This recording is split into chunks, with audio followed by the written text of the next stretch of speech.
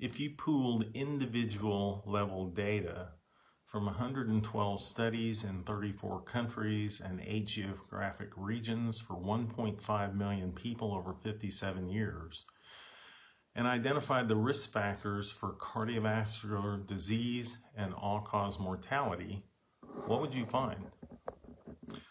The Global Cardiovascular Risk Consortium did just that and compiled individual level data on 1.5 million people from 1963 to 2000 and published their findings in August 2023 in the New England Journal of Medicine. So what did they find? They found a higher risk of cardiovascular disease in women than men, 57.6%, I believe, 57.2% versus 52.6%.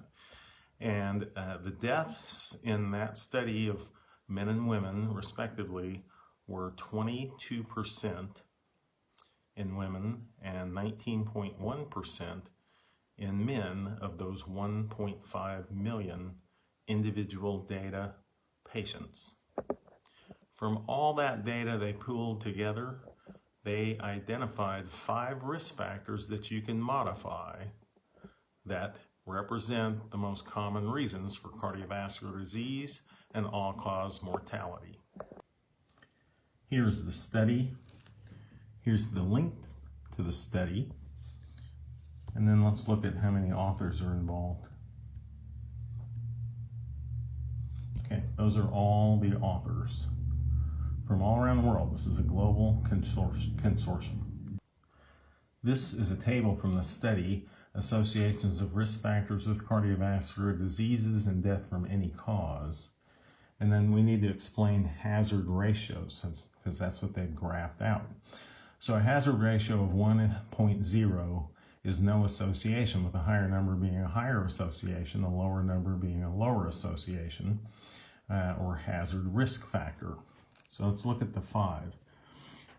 The 5 risk factors that are modifiable that they looked at was body mass index, 20 millimeters of mercury increase in systolic blood pressure, non-HDL cholesterol, so think bad cholesterol, LDL, not HDL, the good one, current smoking, and diabetes. So let's look at this closer.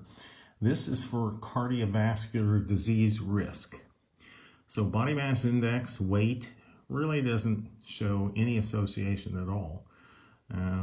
50, 60, 70, 80 years. So the horizontal axis is age.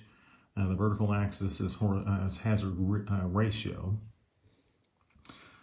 20 millimeter of mercury increase in systolic blood pressure is there. Non-HDL cholesterol, so LDL, is there. Current smoking and diabetes. So you're looking at really no risk with increased BMI. In fact, they had a higher risk with a BMI of less than 20, which they found in sub-Saharan Africa. And then a lower risk if the BMI was over 30. 20 millimeters of mercury increase in systolic blood pressure in a younger person, yes. So 1.6 will say 60% higher risk factor. Non-HDL cholesterol basically goes away the older you get, so it gets lower the older you get, which kind of goes along with a higher cholesterol keeping you alive longer, which I've told you about in studies in the Netherlands, in Europe. Current smoking is a huge one.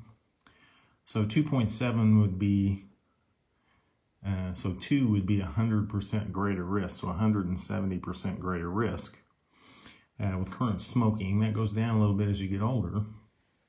And then the biggie is diabetes type 2. So right before the age of 50, the risk is 450% higher. This is graphed based on different regions and different countries. And this is for cardiovascular disease. This one is death from any cause. So BMI, really not a factor. Systolic blood pressure increase as a younger person, about 50% higher risk of death. Non-HDL, so LDL, no real association. And again, if you read the entire study, the lower the LDL, the worse the outcome. Higher the LDL, a better outcome. Current smoking hits you at 170% higher around the age of 65. But then look at all-cause mortality in type 2 diabetes. Kind of fits that same pattern on cardiovascular disease risk.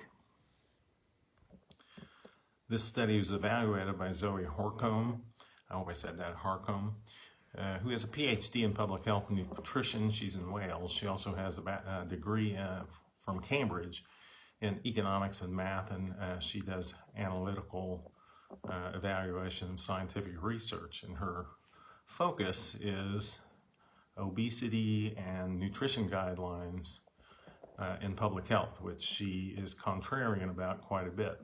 So her executive summary from this paper are the following. So I'm just going to read them to you. The two outcomes of the study were cardiovascular disease and death from any cause. The 5 risk factors were chosen because they were modifiable. So body mass index, systolic blood pressure, non-high density lipoprotein, so LDL, cholesterol, smoking, and diabetes. Data from 1.5 million people, 112 population studies, 34 countries, 8 regions. 57 and 53% of incidence of cardiovascular disease among women and men, respectively. 22%, 19% of deaths from any cause among women and men, respectively.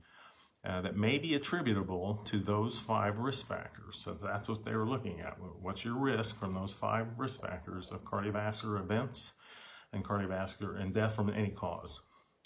So the inference was that these percentages of cardiovascular disease and deaths could be avoided if the risk factors were modified. The study found other results that were not highlighted, but that she pointed out. In order to get to her newsletter, you're behind a paywall, so I pay for that so I can give you this information. Low body mass index was substantially worse than high body mass index, so 20 versus 30. Cholesterol was either irrelevant or higher bad cholesterol had lower death rates. And that's kind of the outcome you want to know. What's your risk of death? The 2 biggest risk factors by far, smoking and diabetes type 2 being the single biggest issue, which is modifiable. Type 1 is not. Type 2 is modifiable. So there you have it. That ranged from studies all the way back to 1963 to 2000.